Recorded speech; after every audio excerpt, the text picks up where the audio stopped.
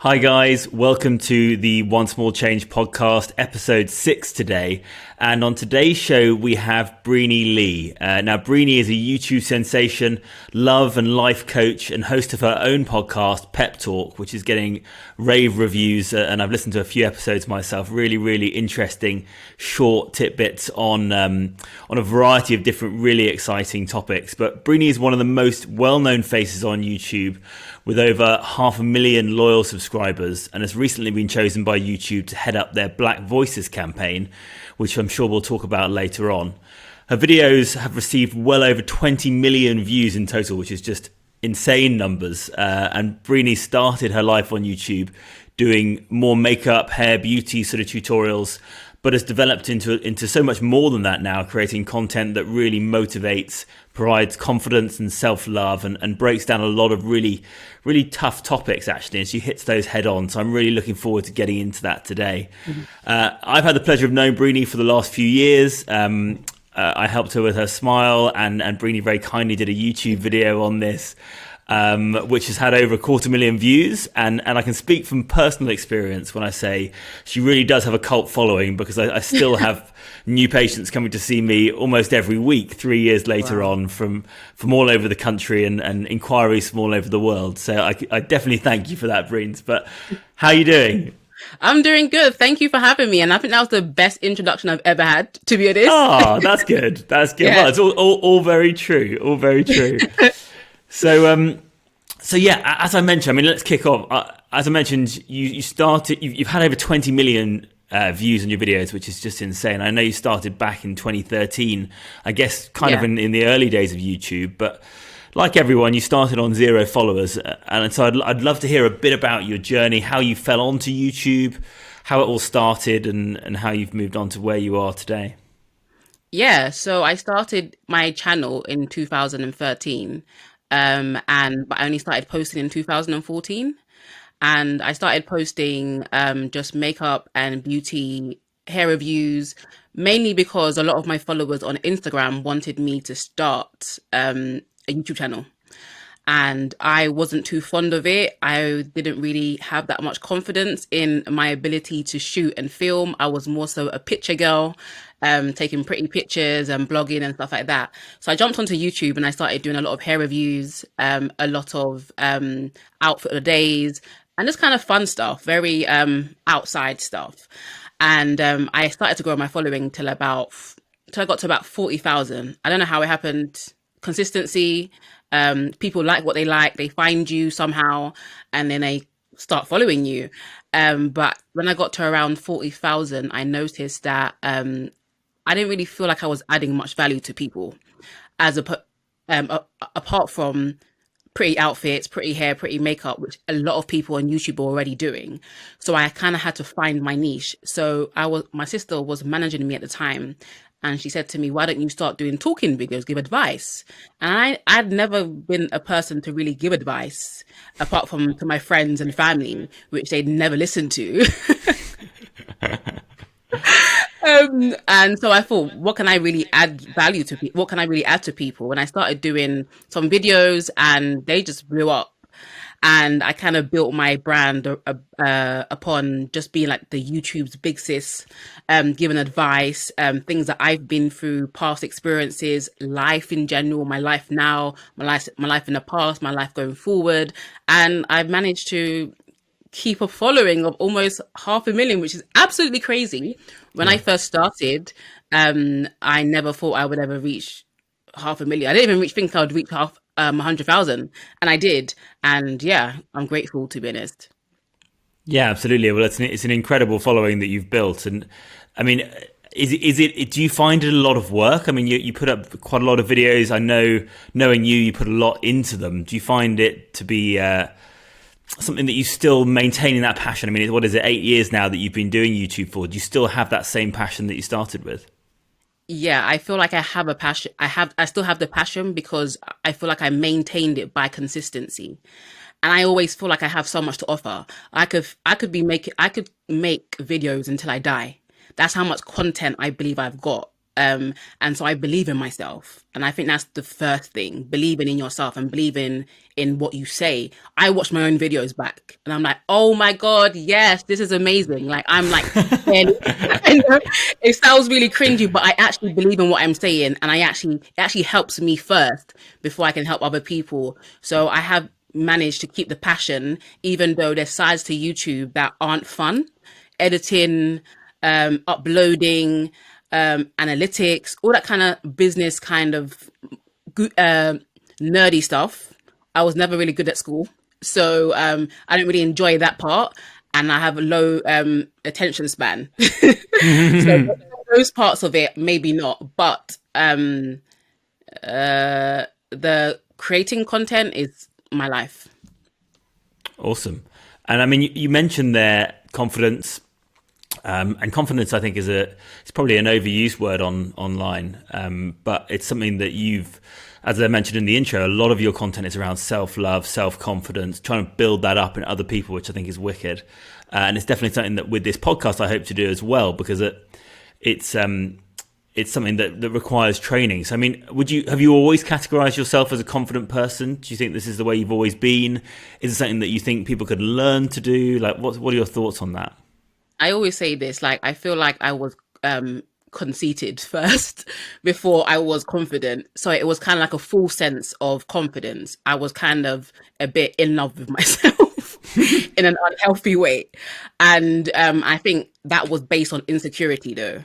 But as I've grown and I've actually genuinely liked who I am, and not in in a negative, obsessive way, but in a way that I like myself, and now I'm sharing myself with the world. I feel like you can grow confidence because I believe that we're all born with confidence. However, there's something that happens in our lives that snatches our confidence, that makes our confidence go down. So now it's all about regaining confidence. And I feel like you have to work on your confidence every year, even if you are confident. It's something that you have to keep on working on, because there are going to be times when you don't feel confident in a certain area. There's going to be times when people are being negative to you. There's going to be times when you have losses in your life, and it's just like always rebuilding that confidence. So you've recently been chosen as one of YouTube's Black Voices. And big congratulations on that. I know I saw you were on sort of a huge billboard in Westfield, I think. Yes. And tell me more about this project. Tell me what it's all about. Tell me why you think it's important, and why you've chosen to be involved with it.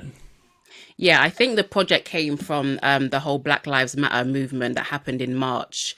And I think it's a way just to elevate our voices, because in the mainstream, we don't necessarily get as much exposure. So it's a way to elevate us, to kind of bring us to the forefront, and to also help us to continue creating good content, because most of us have been on YouTube for a very long time.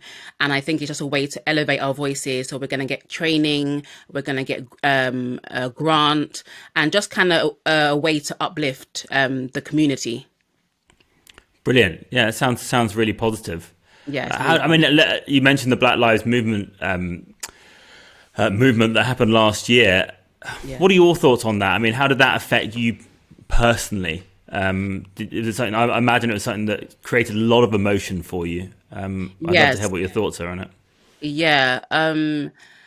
There's such a long history. And it's like, where do you even start? Do you start from the beginning, or do you start from where you're at now? But I think as the black community, whether you're in America, whether you're in South Africa, whether you're in Africa, whether you're in the UK, we all have this connection, and so we feel each other's pain. So I wrote a post about it on my Instagram. I said racism is not an American issue, which a lot of people in the UK feel like it's this American issue. But I find that being in the UK, I don't have to be called the N-word to face racism. It's just the microaggressions, like going out and not feeling comfortable to walk behind certain people, just having preconceived notions that, okay, just being judged before being known. And I think a lot of black people walk around with that judgment of feeling like a criminal when you haven't done anything. And I think for me, it's personal, because I've obviously experienced that in my life, and the people that I know have experienced it. And that the whole police brutality has been going on for a long time, but it hasn't been seen. And so now we're in the 21st century and we have camera phones to actually record it. Now the world is seeing what we experience on a daily basis. And I think it's important for us to raise awareness of that, just so that we others are aware, and that they don't just think that we're just trying to be a victim, because there are people within the Black community that have a victim mindset, but there are others of us who are trying our hardest to get ahead in this life, but are still being hit with microaggressions, prejudice, racism, and all those kind of things. And so I think it's important for it to be a mainstream issue. And it's a long time coming. It's a long time coming. And we feel like our parents walked so that we can run. And so these opportunities that are coming to us is well overdue. So we are just, I'm grateful. I'm grateful. We're not where we was 10 years ago. And I guess in another 10 years, we'll be better off than we are now. Yeah, I hope so, for sure. I mean, it's just about fairness, isn't it? Yeah. All of these things are around fairness and justness, and life isn't fair in many ways, but the things that we can control as a society, we should be actively controlling. And I think the more we talk about these things, the more we communicate, even on small things like this podcast, and someone will listen to this, and then it will just grow and grow and grow. And it's a really positive thing. I think it's a really positive step forward. And you mentioned there the fact that camera phones and technology and the internet have brought these things to the light more. And I think that's really important. A really important element of the internet is that it is the big eye opener for everything. It shines a light on even the darkest corners of the world, and I don't mean that physically. I mean more metaphorically. But it shines a light everywhere, and that hopefully will mean that as a society we realise that the sort of behaviour that has existed for hundreds of years will now fade away. Yeah, I think we kind of tolerated it because we had to. But now we're in a new age, like you said, social media. There's so many things that we can rally together and make change, because we all know that there's strength in numbers. I think before we kind of all felt isolated. I'm not just talking about Black Lives Matter. I'm talking about inclusivity in the modeling industry, the fashion industry, inclusivity in that, gay rights, all this kind of stuff. So yeah, I think it's just rallying together. The internet has allowed us to rally together, come together, and actually put our voices, and make the people listen, really. Absolutely. And what are your thoughts on, and this might be a bit of a contentious issue, but what are your thoughts on, obviously a lot of the big brands jumped on the Black Lives Matter movement on their social medias, etc., etc. You mentioned modeling agencies, their fashion brands, things like the Oscars. Lots of times those sort of big institutions which have always been around have been some of the most guilty when you look at their split of excluding people of colour. What are your thoughts on that? Was that something that was an issue for you at the time of the Black Lives Matter movement? How did you feel about all of that? It's a catch-22 situation, because you're grateful that they are saying something, but then you don't want it to become either a pity party, or you don't want it to be you don't want them to just get token. We call it the token black girl, the token black person, just so they can say, oh, we filled the quota. We want it to be genuine. And I'm grateful for the inclusivity, but I want it to spark a bigger conversation as to why you felt in the past that Black people didn't deserve opportunities. I want to talk about something that popped up during my research for today's talk. And it's actually a video that you posted back in 2017, right at the start of your soul surgery series, where you shaved your head, or you had your head shaved on a video. And I watched the video a few days ago, and certainly as the father of a daughter, of a little girl, I found it really, really powerful. And I'd love you just to talk about what your thought processes were behind it, why you felt it was necessary, what it was like having a shaved head. I mean, there's so many questions, but yeah, how did it all come about? Wow. So back in 2017, I think I was going through like an identity crisis. So back then, I was still getting adjusted to the internet. I was getting adjusted to being around a certain industry. The influencer industry is kind of similar to the modern industry, as you are judged by what you look like. And I felt like I had a moment just to kind of reflect back on my life and to realize all the times when I was covering myself, not being and and kind of feeling like, okay, I'm confident now because I've changed this about myself, because I'm wearing makeup, because I've got new hair extensions. But I realized all the times that I was covering, and the more covering I did, is unhappier that I got. And so I became just so trapped, and I don't know why, but I think I was turning 25, and I was like, okay, I need change. I need change. I need to break out of this negative pattern and this negative pattern of thinking. So my idea was to shave my head, for me personally, YouTube aside. But and I thought I'd document it, because if I'm experiencing it, I know a lot of people are experiencing it. And just my thing at the time, I just felt ugly, like just ugly. And so when I used to wear makeup, or I use hair extensions, it was to cover up for that insecurity that I felt. So soul surgery was for me stripping everything back and becoming okay with myself, just as I am. And I think one of the most powerful ways to do that is just to shave it all off, just to clean the face, and just to show up, just to show up as you are, like as baby like as you could possibly be as an adult, you know? And so, yes, having a shaved hair was so freeing. So freeing.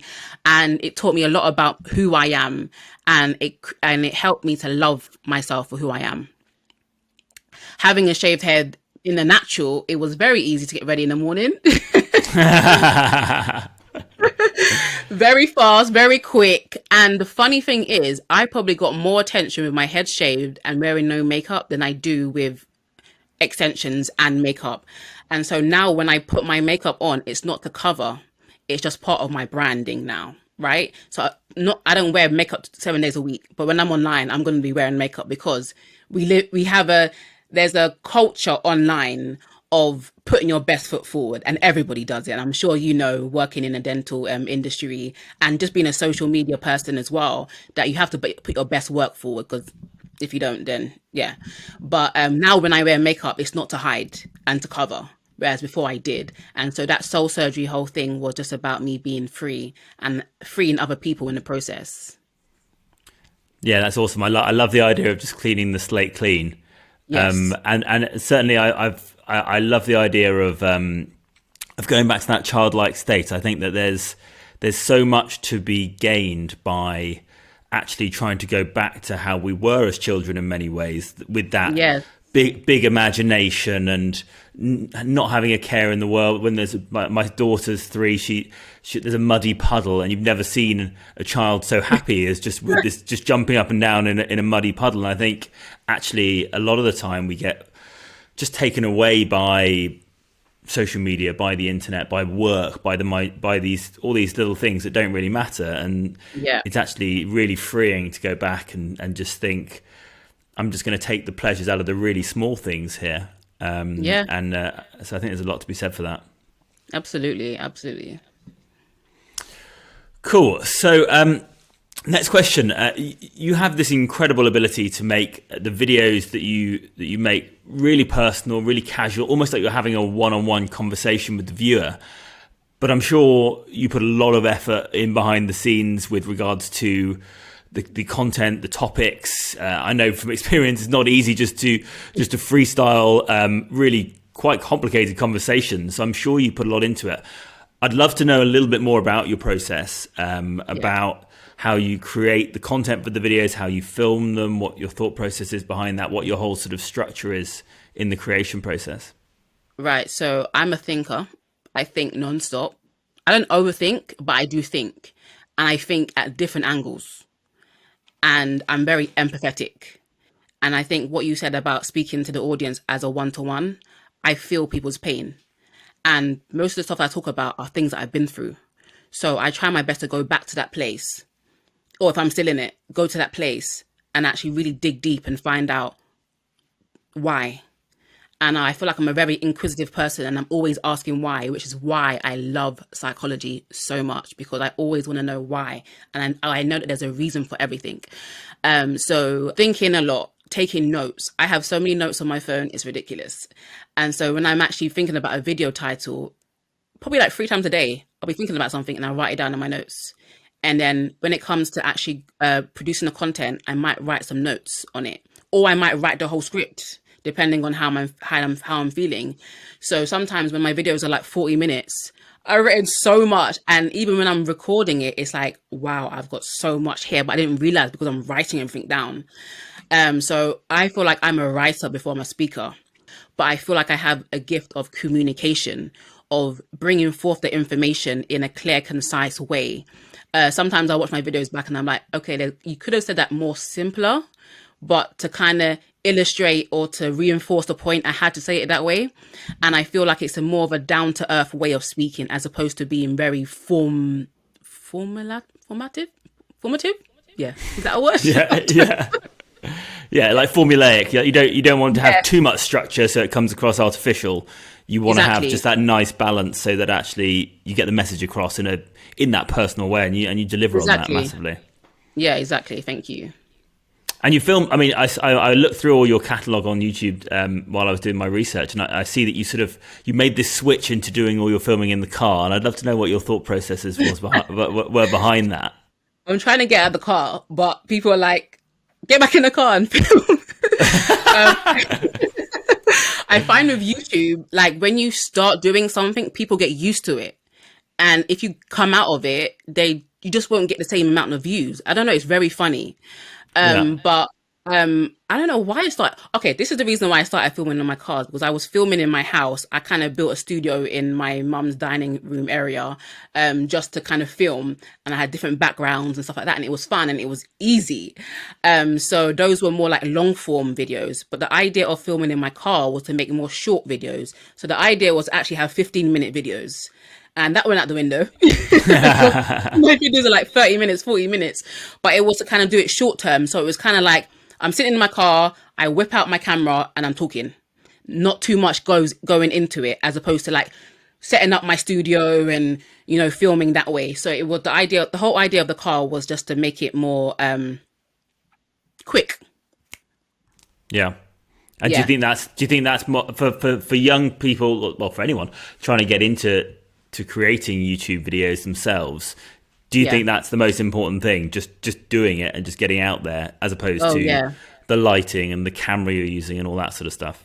Oh yeah, absolutely. I think in the same breath, it's very important. Quality nowadays, you could have got away with quality being bad in 2012, 13, 14, 15.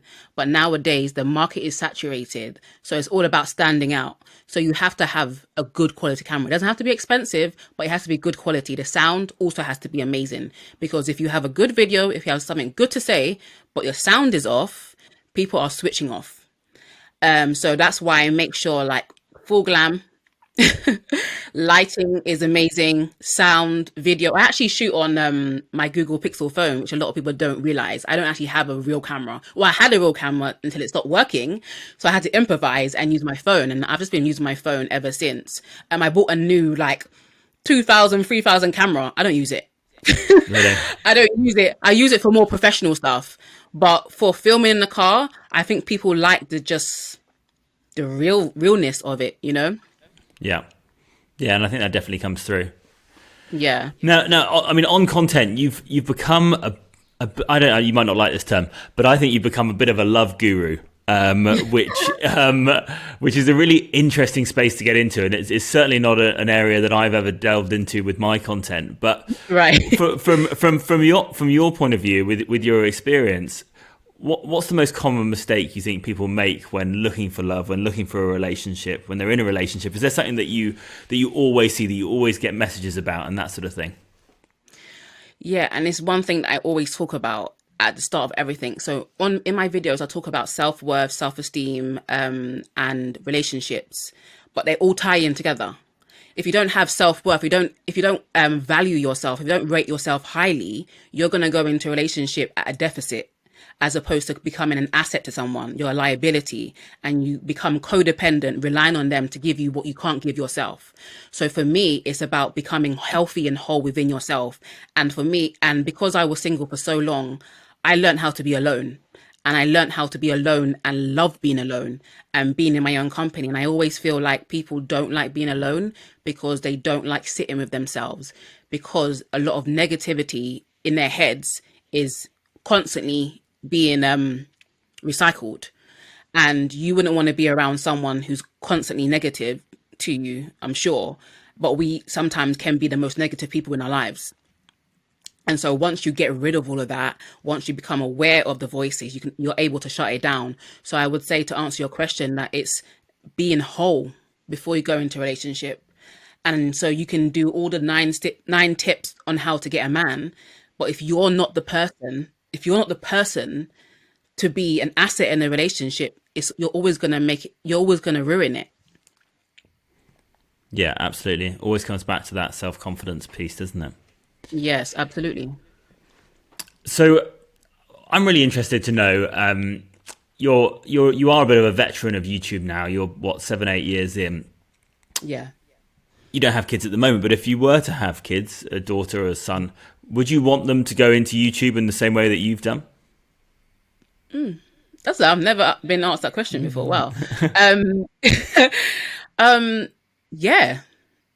I think if they're doing things that are positive, if they're doing things that are going to add value to people, if they have a message that they want to put out there, I think use whatever you can, whatever mediums out there. Obviously, we have Clubhouse now, we have Instagram, we have YouTube, we have TikTok. However you can get a positive message out, you can use whatever. So I won't be one of those parents that say, no, my children can never have YouTube. They may not be able to have a phone or social media, but they can create content. If they want to be in a business of creating content, then they can do that, but not to be online just aimlessly, because you can get really caught up. So I always say that if I wasn't doing what I was doing now, I probably wouldn't be on social media. It would be of no benefit to me. I'm on social media to elevate my voice and to add value to people. Yeah, absolutely. I think that's the most important thing. The more value you can add to others, the more enjoyment and more passion and purpose you drive for yourself, I think. Exactly. And I mean, you mentioned a few new platforms there. You are a social media expert in many ways. What are you going in hard on Clubhouse? Are you dancing on TikTok? How are you finding these new platforms? Because I know that I'm certainly I'm on all of them, and I'm looking at the opportunities that are presenting themselves. But sometimes moving to a new platform when you're so comfortable, and I'm very comfortable on Instagram, I'm forcing myself into the audio space with podcasting, and it's always difficult when you start something new. So how are you finding these new platforms? Oh, I completely agree. I'm at the same place with you as you on TikTok. In the beginning, I was like, I'm not doing any dancing. I'm not doing any of that stuff. But I was actually in a Clubhouse with some influencer girls 2 weeks ago, and they told us to basically utilize every platform. So for me, and I actually got a message on Instagram yesterday saying that I should join TikTok and give advice on TikTok. So a lot of people think of TikTok as just dancing, music, all this kind of stuff, but you can actually be a person that is adding value, the content that you create. And there's a lot of people that do talking pieces, just quick, whatever I would do in a 30-minute video, I can make it into a 30-second video, just boom, boom, boom, boom, boom. Because a lot of people have a short attention span. But what I found is the beauty of TikTok is if you can become big on TikTok, every other platform you will grow.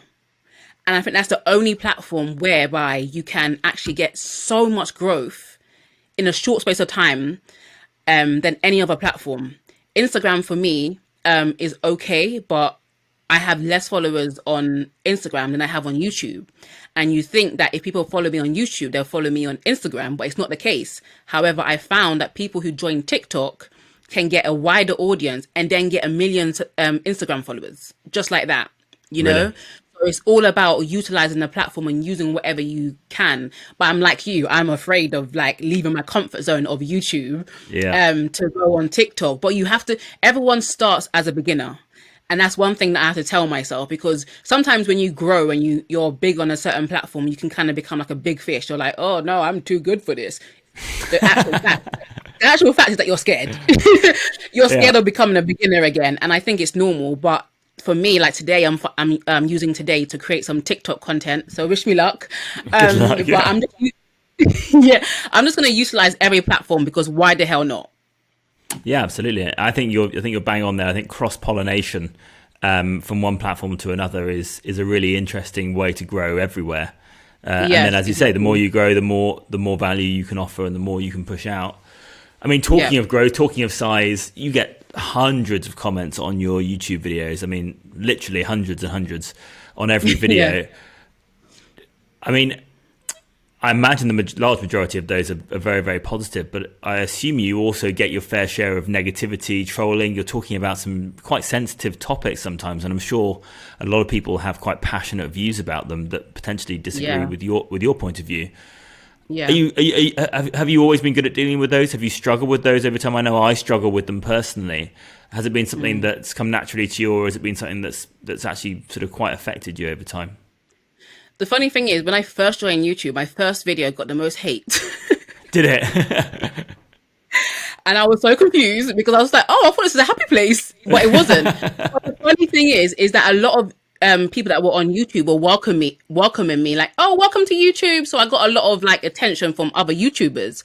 So obviously that's going to bring some of the trolls and the hate, but I was so confused. Like I was just curling my hair. I wasn't saying anything offensive. So I think that first introduction of hate kind of made me okay with it.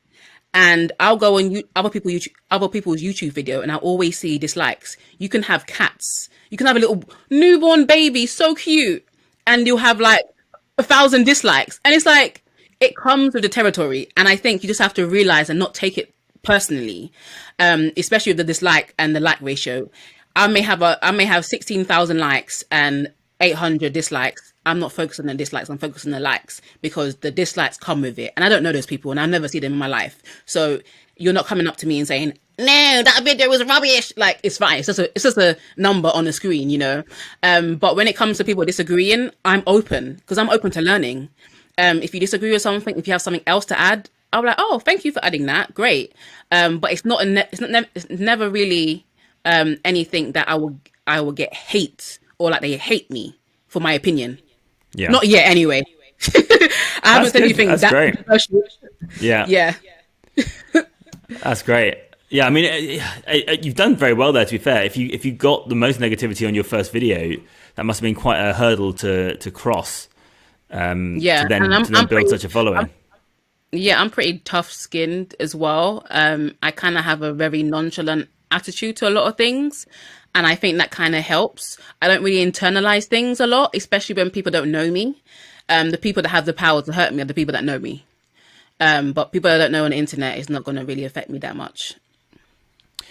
And do you not find do you find that putting yourself out there so much on YouTube, it doesn't put you into a vulnerable place? You don't feel that you have any vulnerability by expressing yourself so deeply sometimes? Oh, yes, absolutely. I think that I'm being transparent. I'm sharing parts of my journey that a lot of people will be ashamed of. But I'm healed from that. That's why I share that.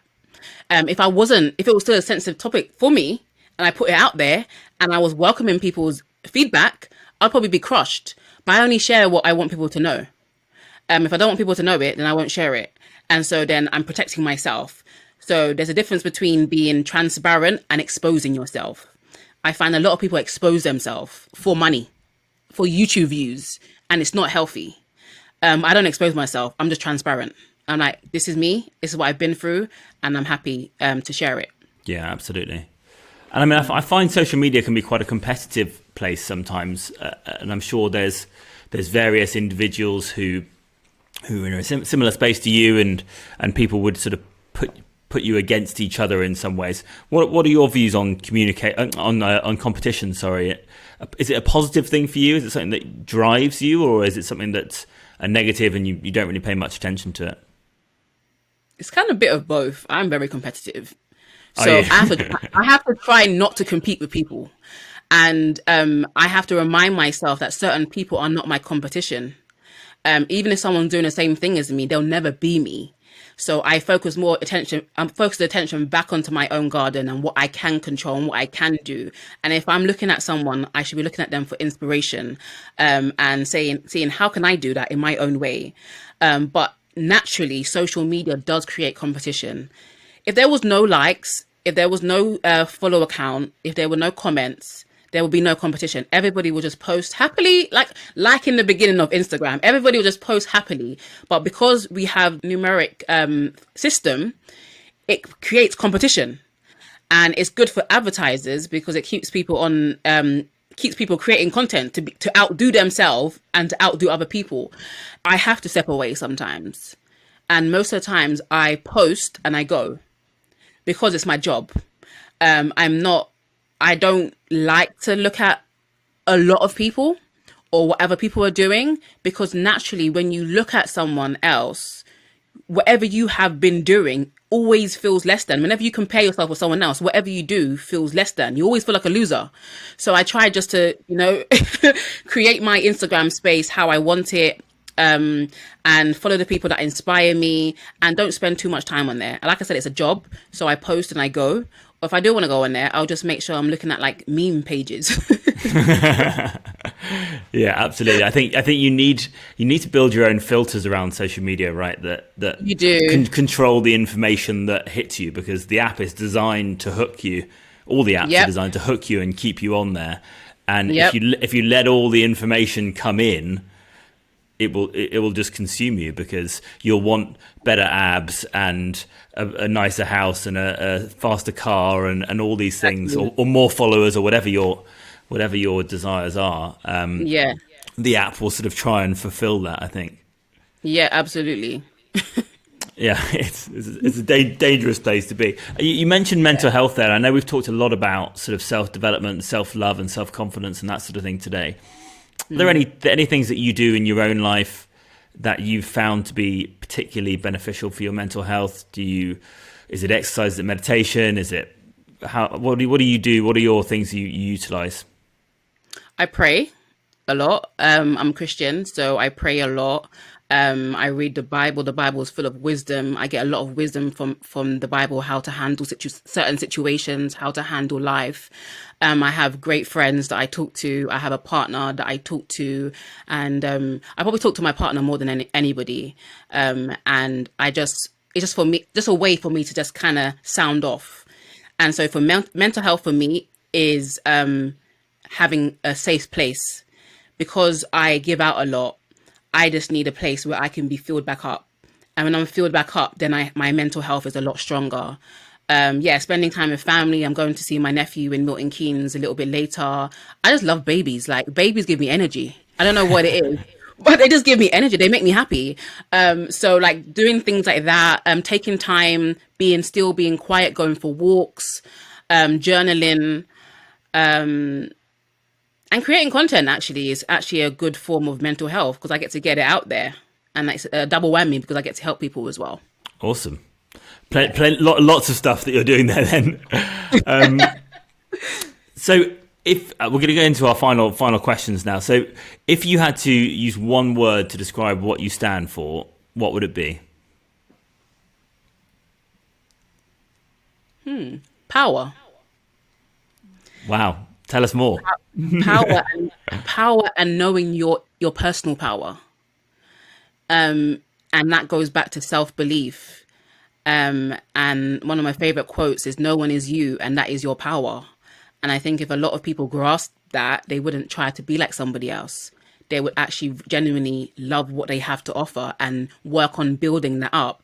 And so the reason why I talk a lot about self-development is because every day I wake up like, how can I be better? How can I be better physically? How can I be better mentally, spiritually, emotionally? I'm always wanting to level up. So power. And I think I want people to feel power when I'm speaking. I want people, when they come into contact with me, to feel power, and to feel powerful in their own lives. Yeah, wicked. I love that. That's really, really good. And finally, the question that I asked to all of the guests on this podcast: what's the one small change that you've made that you wish you made earlier in your life? I don't know. Do you know what? Yeah, I would say starting earlier, but I started at 16. I started my self-development journey at 16, and I don't know if I could get any younger than. Okay, I'll if I have to say one thing, I'll say consistency. I've only learned that in the last 5 years. Just consistency at whatever you're doing, even in school. If I was more consistent, I may have got better grades. Not that that helps me anyway now, but just to be consistent and to be disciplined, I would say. Brilliant. Well, Breeny, thank you so much for coming on today. It's been an absolute pleasure. I'm sure the listeners will get a lot out of our chat there. Thank you. This has been the best interview that I've ever had. The Oh, questions that's that you've amazing. asked, yeah, the questions that you've asked me have been specific to me and what I talk about. So yeah, thank you so much. It's an honor. Oh, that's really kind. Well, I look forward to seeing you again soon, and we'll have to get you back on the show, maybe in the next season, and see how you're getting on, and seeing how the whole YouTube Black Voices thing is going. And I know you're launching a life coaching service, I think, at the moment as Yes, well, aren't you? I am. Yes, I am. Should be out by the end of the year, if all things go well. And obviously, my podcast, the Pep Talk podcast, is available on iTunes and Spotify and Google Podcast. So if anyone wants to check those out, they can check them out. You can find me on YouTube as well, Breeny Lee, and on Instagram. And yeah. Cool. Thanks so much, Breen. Catch you on the Thank next you one. so much. Thank you, Bye. Simon. Bye bye.